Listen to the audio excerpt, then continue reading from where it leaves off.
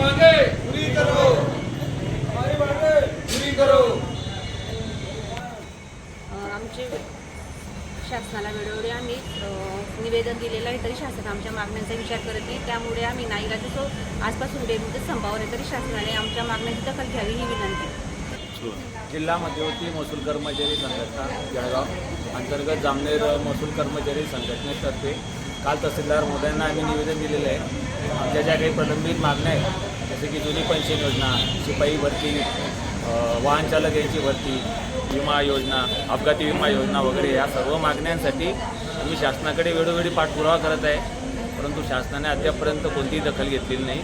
त्या अनुषंगाने आज संपूर्ण राज्यभरात शिक्षक, शिक्षकेतर सर्व वर्ग 3, वर्ग 4चे कर्मचारी हे बेमुदत संपावर आजपासून जात आहेत। जोपर्यंत मागण्या मान्य होत नाही तोपर्यंत संप असाच सुरू राहील।